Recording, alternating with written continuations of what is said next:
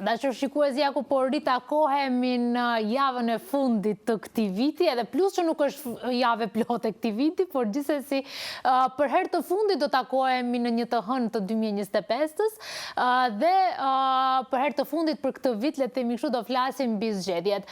Edhe pse në fakt dita e djeshme shënoi zgjedhjet parlamentare në Kosovë, janari na pret me zgjedhjet tona lokale apo të 4 komunave me 11 janar. Ne pikërisht ditën e sotme do t'ja dedikojmë zgjedhjeve, por më saktësisht kulturës zgjedhore. Sa ne kemi kulturë, dim se çfarë është kultura zgjedhore dhe në fakt apo shohim emancipim sa i përket kulturës zgjedhore dhe mënyrës se si ne votojmë apo jo. Për gjitha këto do flasim me profesorin universitar Murat Aliu, me cilin jemi së bashku në studio. Përshëndetje, mirë se na erdhët. Përshëndetje, faleminderit për ftesën. Po lëm pas ditën e djeshme, ku ishte një zhurmë e madhe, le të themi, për zgjedhjet në Kosovë. Ato u përfunduan, numrimi ende vazhdon për të mbyllur deri në fund, le të themi kështu. Por na presin edhe 11 janari zgjedhjet tona. Si e gjejmë veten ne shqiptarët në Maqedoninë e Veriut midis këtyre dy zgjedhjeve? Miteni, në bota shqiptare, le të themi, këto vitin 2025 ka pas boll zgjedhje, në Kosovë kena pas 3 palë zgjedhje, le të themi, këtu në Maqedoni kena pas po ashtu zgjedhje lokale, cilët janë me balotazh 2 ronde. 2025 na ka kaluar në shqiptarëve me zgjedhje. Tani nuk e di nëse keni pyetje në aspekti krahasimtar ndërmjet dy vendeve, sa i përket kulturës përgjithësisht zgjedhjeve, kulturës politike, mendoj që ka një dallim thelbësor ndërmjet asaj Kosovës dhe këtu në Maqedoninë, pra kemi një dallim për kuptimin që mendoj që ne ngecim shumë pas Kosovës sa i përket gjithë këtyre gjërave. Tani nëse koncentrohemi këtu tek zgjedhjet para zgjedhjet jashtëzakonshme këtu në Maqedoni, që do të mbahen në janar në 4 komunat e sipër përmendura, nuk ka gjë të re në kuptimin që nuk besoj që sjellin diçka të re, jo në kuptimin e fituesit, unë nuk e di kush tek fiton, por në atë atmosferën e përgjithshme është një procedurë, një teknikalitet që duhet me u bë,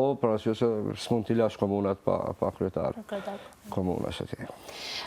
Do ndalemi te kultura zgjedhore. Pse është e rëndësishme që ne të flasim mbi kulturën zgjedhore dhe një popull të ketë kulturë zgjedhore? Jo, kështu pra, një herë ta themi një të vërtetë. Duhet me di që nocionet në shkencat sociale, pra, gjitha janë relative. Nuk ka diçka absolute, natyrshme, organike apo statike. Tani kur flasim për kulturën zgjedhore apo kulturën politike, ne duhet ta saktësojmë se flasim për kulturën zgjedhore në regjime demokratike. Për arsye se sistemet totalitare, regjimet autoritare, ato kanë një lloj kulture, por është paksa e ndryshme. E tani, meqense ne jemi specifikuar si shtet, shoqëri demokratike që ka përçafuar idetë demokratike dhe pikpamjet liberale, dua të them që jemi paksa larg. Përgjithsisht jam kritik, jena larg atyre standardeve të kulturës zgjedhore, kulturës politike të demokracisë. Jena shumë larg në gjitha aspektet, një lloj, si ta them, një shoqëri, megjithëse kjo përcaktohet edhe nga vetdia e vetë shoqërisë, vetdia e qytetarit. Ne jemi një shoqëri që nuk i kena mishëruar dhe nuk i kena përbrendësuar vlerat demokratike tamam siç duhet. Kjo për shumë arsye të ndryshme. Një shoqëri, le të themi, kur çështja e kulturës zgjedhore, kulturës politike, ajo që është përcaktuesi dhe shënjuesi kryesor është klientalizmi. Ne jemi një shoqëri klientaliste. Ne votojmë në zgjedhje me motive të klientalizmit.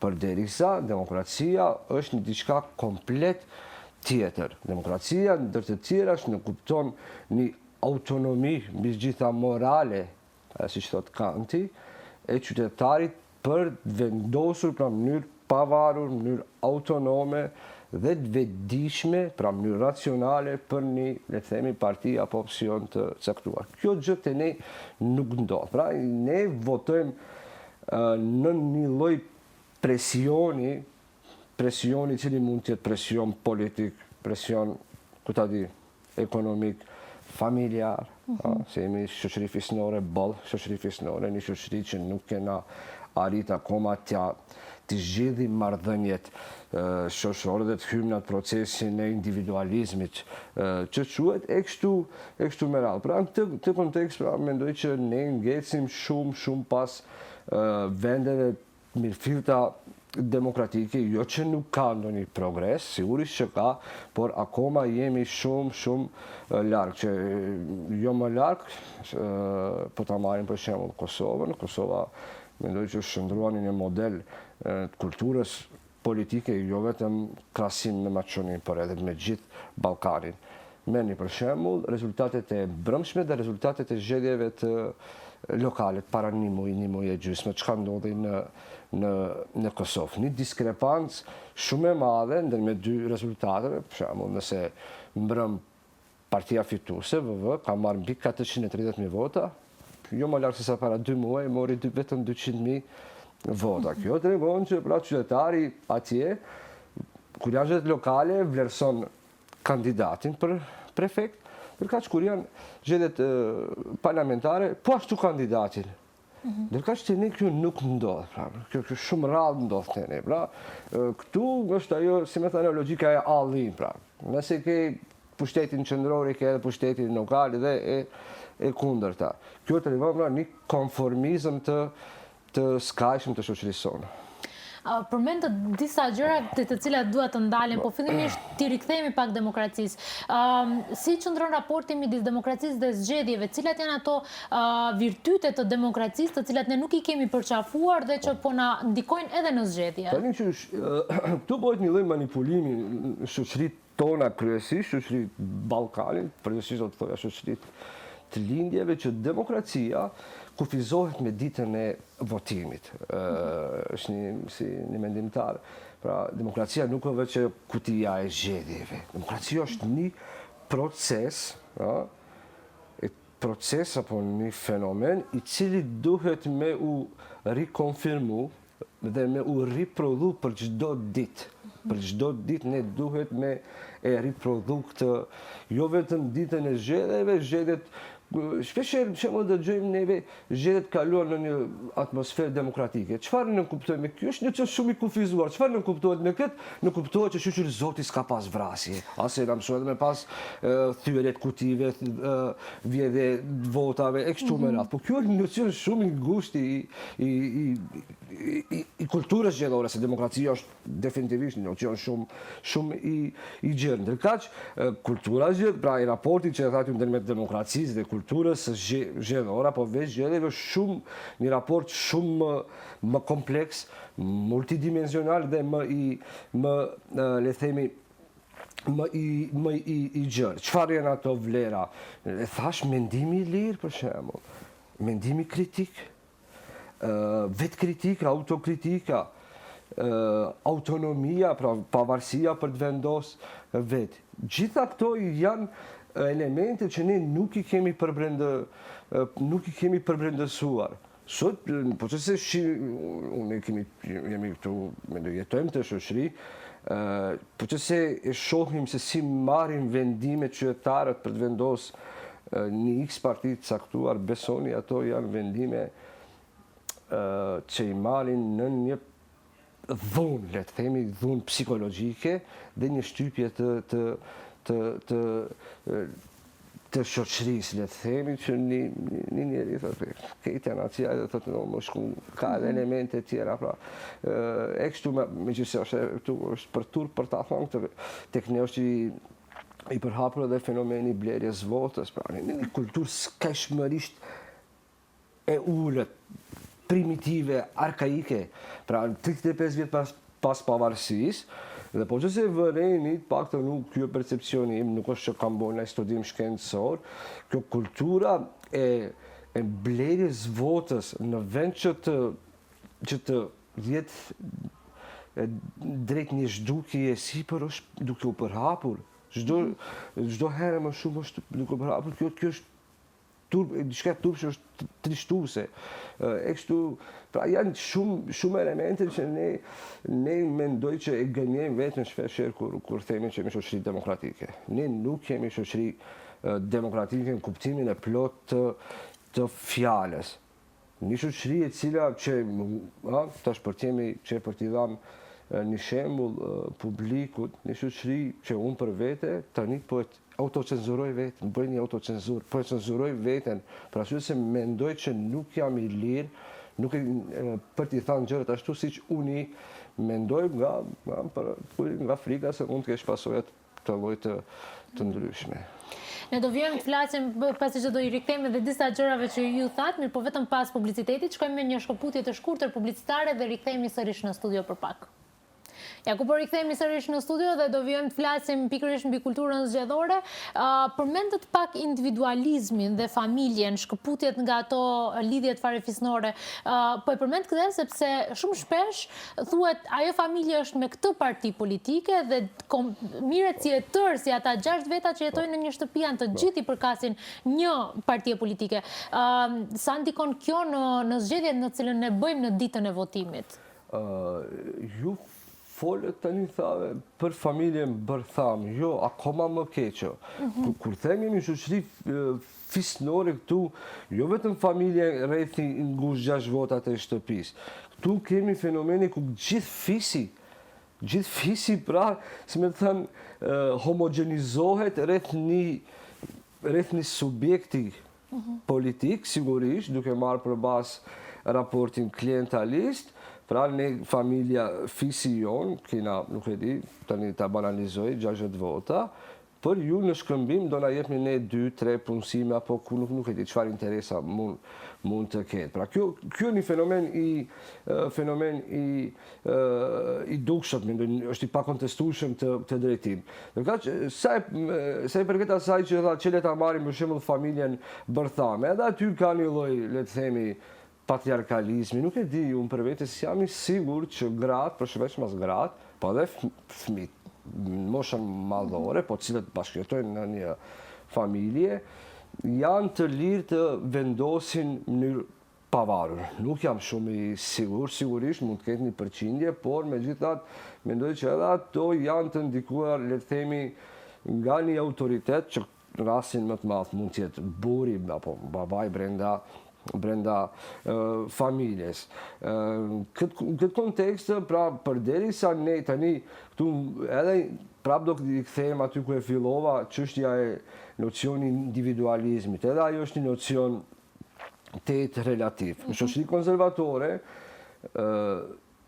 si kjo e jona, kur u thu individualizëm, me njëherë po ajo asocion në diçka në shkatrimin e familjes, e dini ke parasysh jo, nuk do të thotë jo shkatrim të familjes. Kjo nënkupton një kulturë politike sigurisht ka refleksionet e veta edhe në jetën kështu e përditshme, por sa i përket dimensionit politik, pra një kulturë politike ku individi merr një vendim të caktuar pa mos u ndikuar nga, nuk e di, lidhjet familjare e kështu me radhë. Pra merë mënyrë, pra do i referohem Kantit, mënyrë shumë racionale, mënyrë autonome. Një fakt i tillë nuk mendoj që ndodh tek ne. Çdo zgjedhje, qoftë ato parlamentare lokale, me diçka që unë hasem, po jam e bindur që të gjithë hasen, është ajo pyetja për kë votove. Edhe kur unë ju them që vota është e fshehtë, edhe ngulkëm në këtë që të mos e tregoj, tallen edhe marrin si diçka e cila nuk duhet jetë ashtu. Sa ndikon kjo në kulturë? Edhe kjo është pjesë e asaj mospasjes së kulturës demokratike, pra mungesa e privatësisë apo e intimitetit e çunë të Anthony Giddens, një sociolog, pra shoqëritë fisnore, siç është kjo e jona, shoqëritë jo individuale, le të themi, pra në këto shoqëri intimiteti dhe privatësia nuk ekziston, është një shoqëri që e thotë Giddensi, e ke përmbi kokat panoptikonin atë kamerën kolektive ku gjithçka duhet të jetë transparente dhe gjithçka tjetri duhet me ditë për ty se çka si mendon. Edhe kjo pyetje në vetë është një lloj presioni. Kjo presion në vetë është një lloj shtypjeje, mos them një lloj dhune psikologjike, pra për kë votove ti. Pra është një matricë e të menduarit të lloj shoqërisë ku ti pra nuk të lejohet të kesh një lloj intimiteti dhe privatësie. Është një mosvedije mbi peshën e vetë votës. Shpesh ne dëgjojmë që thumi që vota është e shenjtë. Demokraci, sigurisht, dhe vërtet ajo është e shenjtë. Për arsye se ti vendos për të ardhmen tënde, por edhe të ardhmen e gjithë kolektivit dhe gjithë grupit. Shumë mirë që e përmende, pra një rast banal le të themi, por që shumë shpjegues dhe elaborues për këtë lloj shoqërie. Pra vetë pyetja për kë votove është një presion, është një shtypje, një lloj dhune dhe një mekanizëm anti-liri, anti-demokraci e kështu me radhë. Ju përmendët vota është e shenjtë.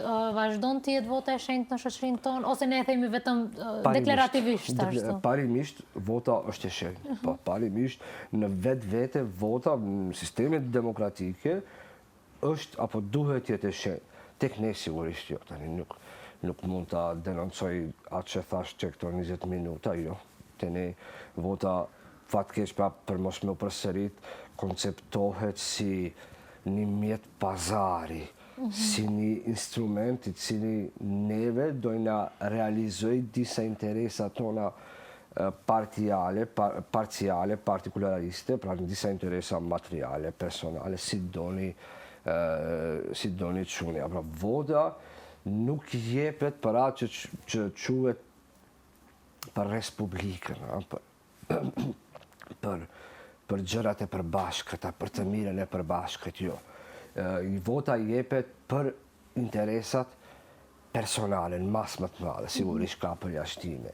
Tani kjo është edhe një lloj problemi teorik i vetë demokracisë, për shembull, ju po të se shihni pinjollët e filozofisë antike, edhe Sokrati, edhe Platoni, edhe Aristoteli i Madh ishin kundër demokracisë. Ato përzgjedhjet e atyre se çfarë regjimi shtetëror po dëshirojnë, ato ishin kundër demokracisë dhe një nga arsyet ishte, veç mas kjo tek Platoni edhe Aristoteli është e theksuar, ishte që në demokraci njerëzit domosdoshmërisht votojnë pak edhe për interesa personale. Dhe me thënë është e pashkëpushme. Megjithatë, një pjesë e kësaj mund të jetë edhe vërtet, nuk mund ta kontestojmë, por në shoqëritë tona, pra në masë të madhe votohet në këtë mënyrë. Dhe tani parashtrohet pyetja ku është interesi publik, interesi i përgjithshëm. E kështu me radhë, Me radhë, vazhdon.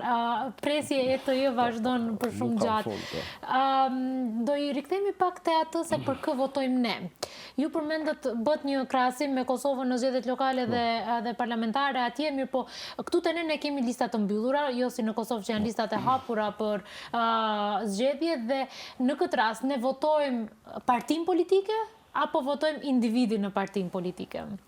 Ne votojmë partitë politike. Definitivisht, edhe për nga mendësia që e kemi, por edhe nga vetë imponimi i sistemit si që ceket, ne kemi pra listat mbyllura që e quajnë dhe qytetarëve nuk u jepet mundësia e përzgjedhjeve të individëve të caktuar. Tani kjo është, nëse dalim pak nga ky kontekst, du të me ditë që partitë politike në gjithë shtetet e mbotë, pra, edhe pse mund të jenë kundërshtare njëra me tjetrin, për disa çështje kanë disa marrëveshje të heshtura, pa nënshkruara, pa përfolura, por të cilat u konvenojnë gjithë. Edhe kjo është në rastin që më imagjinonis, ky puna e hapjes listave e miratimit, ligjit për listat hapura, Maqedoni diskutohet që 20 vjet si ide është hedhur. Por ja që asesi Pra nuk vihet në praktik, pra nuk miratohet një ligj i tillë për arsye se pra ka një konsenzus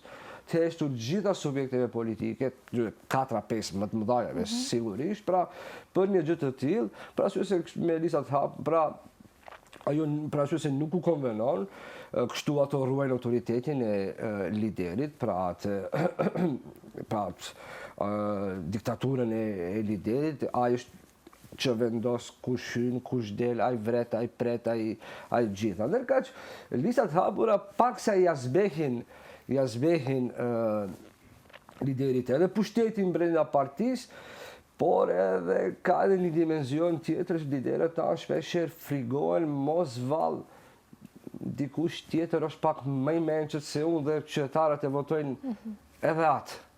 Dhe kështu që krijohet brenda, le të themi, supozojmë tash kjo fiksion, krijohet një lloj konkurrence që mund të rrezikojë liderit, për shembull, pozitën. Nuk e di, nëse ti një X parti politike, në listën shtin vërtet një kuadër cilësor dhe qytetarët e votojnë e kështu me radhë. Pra, mendoj që pra në këtë kontekst jemi vërtet pas, kjo shoqëri ka nevojë për lista të hapura, nuk është që listat e hapura do i zgjidhin gjitha problemet, por do jetë një avancim i dukshëm drejt demokratizimit, dhe drejt përzgjedhjes së politikanëve apo le të themi përfaqësuesve tanë më cilësor, për arsye se ta themi edhe drejt, edhe niveli përfaqësuesve tanë kohëve të fundit ka degraduar në një mas të tillë pa parë deri më tani. Ne sigurisht tani nuk do e emërojmë emra dhe mbiemra, nuk do e stigmatizojmë këtë mënyrë,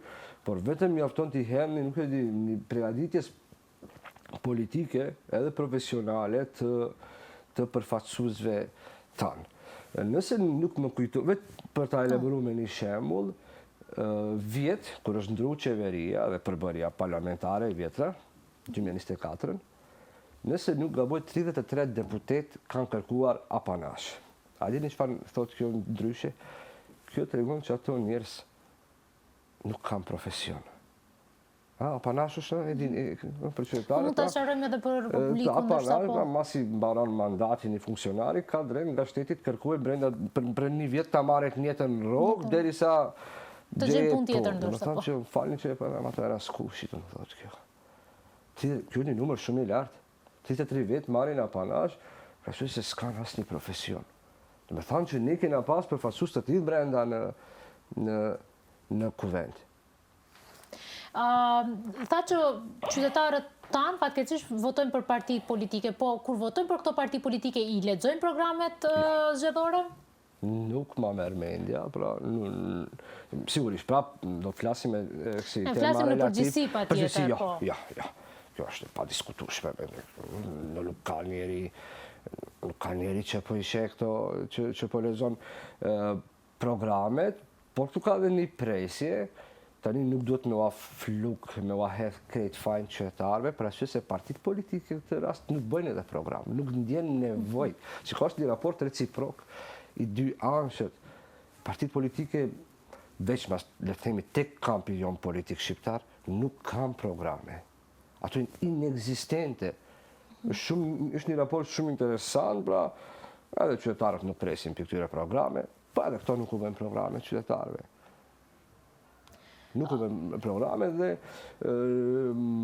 pra po them, nuk kam dhëna statistikore, shkencore, në kuptimin sa %, por ne themi në pjesa tërmuese nuk lexojnë programe, për arsye se nuk vedia jonë politike, kultura politike është pa mjaftueshme për me kërkuar ne si shoqëri program. Një shoqëri e cila ka probleme elementare, bazike, nuk kërkon program. Kërkon, nuk e di, kërkon punësim, kërkon bukë, thotë që shoqëria e popullit, nuk si gjallë. Dhe një njeri që ka problem kushtimisht që me mbijetesën, që mezi po mbjeton, ai nuk ka as kohë, as vedije, as dëshirë për program. Programet janë për, nuk e di, për shoqëri që kanë arrit një lloj standardi, një minimum standardi që quaj unë, me qenies ekonomike, të arsimimit, emancipimit, politik dhe kulturor e kështu, pra, me radhë për ato, për ndryshe, për shoqëritë tona, mendoj që nuk janë fatkeqësisht. Qarkullon një ilustrim në rrjetet sociale, një burgosur edhe jepet buka edhe Chelsea. Edhe ai shkon për bukën për ta marrë, sepse është i uritur, por nuk e merr Chelsea-n. Dhe kjo mendoj që ilustron shumë bukur atë që e thatë. Po, mitash, kjo është teorim vetë tani, e thot Aristoteli, po se i referohemi, kush prodhon shkencë, art dhe kulturë. Art, shkencë dhe kulturë prodhon shoqëritë e ngopura. Po ta themi metaforikisht, shoqëritë cilat vuajnë bukën, me barku zbrazet, ai nuk mund prodhoj art, kulturë dhe shkencë. Po që se tani ta ndërlidhim me këtë çështjen e rastit që pra, një shoqëri që ka probleme elementare, një shoqëri që nuk e di, mezi e lidh muajin me rroga me muajin tjetër, një shoqëri që ka pra këto probleme, nuk mund të mendoj për le të themi të superstrukturë që quhen Marksi, për vlera artistike, për vlera politike. Sigurisht ai do të zgjedh bukën, se ne e dim që instinkti themelor, kryesor i çdo qenie gjallë është mbijetesa. Pra njëherë duhet me mbjetu. E kjo çfarë nuk kupton me i plusu nevojat biologjike, me hangër, me pi. Pasi plotson këto lloj kushte, këto nevojash, ti kalon drejt atyre nevojave jo biologjike që mund të jenë, le të themi, shpirtënore. Thot Aristoteli, e kush janë këto? Këto janë, për shembull, ti ke nevojë mrapa për pak art, ke nevojë për kulturë, ke nevojë të dëgjosh një muzikë këndshme, ke nevojë të shohësh diçka bukur, se syri i njeriu e dëshiron estetikën bukur. E kështu me radhë, Dhe po se shihni nivelin e shoqërisë sonë, pra mendoj që ne akoma jemi në fazën e luftës për mbijetesë. E përderisa ne luftojmë për mbijetesë, gjitha këto nocione të prodhuara nga moderniteti, demokraci, individualizëm, urbanizëm, sekularizëm, shumë ka kështu, plot. To paksa janë të pakapshme për këto lloj shoqërish. A është e ardhmja shumë pesimiste për shoqërinë tonë? A do mund ta tejkalojmë këtë luftën për mbijetesë dhe të dalim në jetesë të komode, apo është? Shumë bukur e keni thënë, nga mbijetesa në jetesë. Aristoteli thotë të jetosh dhe të jetosh mirë. Pra, kjo, të dallimi e vonë. Ne akoma jemi në atë të jetosh, akoma nuk jemi në atë fazën e të jetuarit mirë, si që thotë Aristoteli. Sigurisht, kjo tani historia njerëzore, paktën për aq ne sa e dim dhe sa e kemi lexuar, është një histori lineare, e cila shkon gjithmonë drejt një lloj progresi. Dhe në këtë kontekst, nëse shohim nga ky prizëm, sigurisht që ka një lloj shprese për ta e kalu këtë fazën e mbijetesës, për me kalu tek ajo tjetra. E tani, me çfarë intensiteti jemi duke ecur, nuk mund ta them. Për momentin, pra, duke marrë parasysh paktën kjo bindja jeme, se unë nuk bëj dot profecin, nuk mund ta parashikoj të ardhmen. Për momentin, ky hapërim drejt atij procesi është i ngadalësuar edhe për shkak të rrethanave tjera, për shembull për shkak të epokës që letojmë, një epokë të rrezikshme, inteligjencës artificiale, digitalizimit. Kjo është epoka e imazhit, e erosit, e erotikës, e dukjes, dhe ku gjithkush merret me pamjen, me dukjen, dhe shumë pak merren me esencën dhe formën. Dhe po ta them për ta përfundu, është një gabim, një lehtësitje që e bëjnë shoqëria jonë dhe shumë shoqëri tjera si ne, që teknologjinë, posedimin e teknologjisë e përjetojmë si progres dhe modernitet, gjë që është shumë gabim. Posedimi i teknologjisë, ne sot përdorim gjithë teknologjinë më moderne që përdor edhe Franca, edhe Gjermania. Mirë po, kjo është gabim për arsye se reforma duhet bëhen në mendësi. Pra në mendësi, dhe ne këtu ngecim veç mas në interesin tonë ndaj shkencave sociale. Dhe për ta përfunduar, pra, pa mos e përvetësu trinomin i famshëm matematik, art matematik, filozofi dhe art, pra këtë trekëndshën i famshëm, vështirë që ne mund të arrijmë një lloj emancipimi ashtu që dëshirojmë. Ne do vijmë të flasim, do i rikthehemi pak kulturës zgjedhore, dhe pse kjo gjithçka që ne folëm lidhet me kulturën zgjedhore. Do shkojmë pak publicitet dhe do rikthehemi sërish në studio. Po rikthehemi sërish në studio dhe vazhdojmë të flasim mbi kulturën zgjedhore në Maqedoninë e Veriut. Dua të ndalem pak te ideologjitë politike, diçka për cilën unë nuk dëgjoj që të flitet shumë, a unë për herë të parë jam njoftuar në universitet me këtë, janë ideologjitë politike. Pse ne nuk flasim për këto? Janë bërë gjitha partitë politike njëjtë, më duket. Tani kjo zhdukja e dallimeve ideologjike ndërmjet partive politike nuk është vetëm fenomen i shoqërisë sonë, është prezent pothuajse në gjithë botën, por që arsyet pse nuk është tek ne dhe nuk është, le të themi, në Gjermani, në Europë, le të themi, nuk janë të njëjta. Tek ne arsyet janë ndryshme, po do flas vetëm shumë shkurt për të ngushtimin e hendekut ndërmjet pra këtyre dy kampeve ideologjike, të majtës dhe djathtës në Europë. Kjo ka të bëjë definitivisht me atë hovin që e morë neoliberalizmi pas viteve 80-ta me Thatcherin dhe me Reaganin, dhe dita dikës, pra që nga jo periudhë, pra dita ditës, pra ky hendek ngushtohej, derisa është në një pikë të tillë që ti nuk mund ta bësh dallimin se cilat politika janë majtise dhe cilat janë djathtise. Është problem kryesisht teorik që kërkon elaborim gjërë. Tu tek ne, pra, megjithatë, kjo është e vërtetë që kjo fatkeqësi prapë, po e them që partitë politike nuk kanë profilizime tyre ideologjike.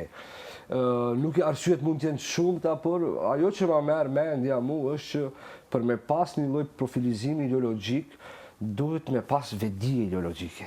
Kjo quhet vedi ideologjike që Marksi dhe shumë të tjerë. Një shoqëri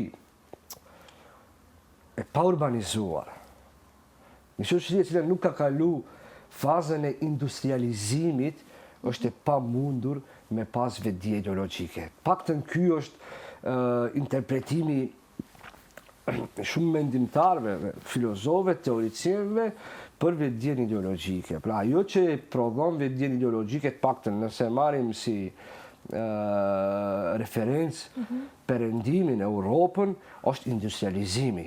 Në shoqëri që nuk ka kalu procesin e industrializimit, pra është e pa mundur me pas një lloj vedie ideologjike. Tani për Ballkanin çfarë specifik, jo vetëm për vendin tonë, nëse ky rajon, kjo gjeografi që quhet Ballkan, ka pasur ndonjëherë një lloj vedie ideologjike, një ideologji ajo është nacionalizmi. Përveç nacionalizmit, nuk besoj që ekziston një vedie, një ideologji tjetër. Sigurisht, ky vend Ballkani, shumica e shteteve të tij janë udhëhequr për 50 vjet nga komunizmi, nga një ideologji tjetër e majtë, por që nuk mendoj se ajo është përbrendësuar tek individet dhe partitë politike dhe liderët ashtu siç duhet. Dhe them që për në fund, ajo po që s'kan, por mendoj që me këtë nivel të emancipimit dhe arsimit që shikemi përfaqësuesit, por edhe vetë shoqërinë, me kërku vedie ideologjike është pak si, nuk e di, e pamundur. Është ndoshta duhet të plotësojmë disa gjëra tjera që i përmendët ju paraprakisht. Neve po na afrohen zgjedhjet, fillimisht po na afrohet fundi vitit dhe më pas i kemi edhe këto zgjedhjet në 4 komunat ku nuk u arrit censusi. Çfarë tregon kjo për kulturën zgjedhore që në 4 komuna tek ne nuk arrihet asaj minimumi për të zgjedhur një kryetar komune? Kam përshtypjen që dikush, nuk e di, në fillim u mundu ta përshkruaj si një aksident, si një përjashtim, por kam frikën që nuk është përjashtim, kjo është një fenomen që ka kapluar, që ndoshta në të ardhmen mundet edhe të zgjerohet. Është një fenomen që përshfaq qartazi mosbesimin e qytetarëve tek politika. Paktën unë kështu e lexoj. Aq shumë ka humbur besimi në politikën nga ana e qytetarëve, sa që ne vim në gjendje që mos arrim censusin që është 33.33%. Pra është një fenomen shoqëror, pak të nuk shtu e lexoj, pra që një lloj reaksioni ndaj vetë politikës. Pra në thelb është një pakënaqësi e qytetarëve ndaj politikës dhe kjo ndodh që po na ndodh. Ne do shohim edhe në fakt se cilat do të jenë rezultatet e fundit, por gjithsesi më nuk ka cenzus, kështu që një kryetar do zgjidhet në 11 janar. Duke u kthyer pak mbrapa në raundin e parë, në balotazhin këtyre zgjedhjeve lokale, çka do të ishte që ndoshta ju la më shumë ti përshtypje, qoftë në aspekt negativ, qoftë në aspekt pozitiv nga këto zgjedhje, qoftë kultura zgjedhore, dalja, numrimi i votave kështu me radhë? Aspekt pozitiv. Mirë. Nëse ka. Sigurisht ka, nuk do që s'ka. Mirë, tani këto zgjedhje patëm një lloj transferimi pushtetit, një lloj qarkullimi kushtimisht të elitave politike për shumica e komunave për, nuk e di, 20-15 vjet. Ishin udhëhequr nga një parti politike të caktuar, dhe tani ato pra rimorën apo morën nga le të themi parti tjera politike, dhe kjo mendoj që është një lloj diçka pozitive, pra që si kemi pra një lloj qarkullimi të elitave, një ndryshim pushteteve dhe që diçka që i shërben demokracisë. Ajo që ishte zhgënjyse, pra po kthehem sigurisht është pra po them niveli i përfaqësuesve. Nuk e di, patjetër e kam ta përmend, nuk është që i kam borç dikujt. Për shembull, në Gostivar kishim një kandidat që quhej Visar Ademi. Mendoj që një profil i edukum, një emancipum, dhe që fatkeqësisht qytetarët e Gostivarit i dhanë vetëm 1300-1400 vota. Gjë që nuk të duhet të ndodhte, edhe pse ai ishte kandidati i pavarur, pra nuk mbështetet nga një strukturë politike, pra ky fakt pra tregon për gjithë atë që e folëm paraprakisht. Çka duhet gjithë ata që po na shohin këto momente, këtë ditë, që të kenë në mendje jo vetëm për votimin me 11 janar, por edhe më tuti se zgjedhjet do vazhdojnë të kenë, qoftë ato të rregullta apo të jashtëzakonshme, cilat do të ishin gjërat më kyçe që çdo qytetar duhet i mbajë mend sa i përket votës. Edhe kulturës zgjedhore. Hajde, unë jam profesor dhe si profesor që jam, do të them qytetarëve le të lexojnë, le të vizitojnë, nuk e di, shfaqje teatrale, pra gjithë aktivitete artistike. Dhe kaq, pra, vetëm duhet me lexu, me u marrë me punë intelektuale. Gjithçka tjetër ne nuk na sjell dobi, dhe sigurisht mbi gjitha që si një njeri pak që e ka që edhe filozofin dhe le të mendojnë. Le të mendojnë, kjo është shumë me rëndësi. Kur unë flas për kulturën zgjedhore, gjithë fëmijë mysafirëve një pyetje e kam që a bëj gjithmonë, më mirë të mos dalin të votojnë apo të dalin të votojnë dhe të prishin votën, sepse shumë njerëz unë kam taku që më thonë nuk dalin të votojnë se nuk bëj asgjë, nuk bëhet ndryshim në këtë shoqëri. Është një pesimizëm i madh. Po nëse tani i përgjigjem drejt për pyetjes suaj, edhe mos dalja, po edhe dalja dhe prishja e votës është një lloj proteste. Por kjo dalja dhe prishja e votës mendoj që protest më e fuqishme. është, le them, protestë më aktive që i bën me dije aktorëve politik, e themi që pushtetit komplet, ja bën me dije që unë nuk jam i kënaqur nga ju gjitha. Pra, të dalish dhe të kesh në listë, nuk e di, 10-15 opsione për të votu, flas për zgjedhje parlamentare tani, dhe ti ta prishesh votën, kjo nuk kupton që ju të gjithë sa jeni nuk më përfaqësoni mua, apo nuk jam i kënaqur me atë që më keni ofruar mua. Dhe kjo është një mesazh i fuqishëm. Tani sa partit politike e lexojnë, nuk e di, s'mund ta them, por që është një mesazh është. E mbrapa po them sa reflektohet ajo, s'mund ta them, shpesh e shpërfillen, nuk e di tani zgjedhjet e fundit lokale kishin numër të madh votave të pavlefshme, që është një korpus votash potencial që pra nesër mund të rrshqasin në një parti eventuale të re politike e kështu me radhë. Po kjo sa lexohen nga aktorët, jo vetëm aktorët politike, aktorët shoqëror tjerë, nuk jam i sigurt. Por Mendoj që qytetarët mirë është me dalë dhe nëse janë të knaqur të mirë është edhe me e prish votën. Unë ju falenderoj shumë për kohën që gjetët në këtë periudhë të fundvitit. Gjej momentin edhe t'u uroj festat pak më herët, po falenderit shumë. Faleminderit, urime festa të gjithë qytetarëve të Maqedonisë, edhe juve.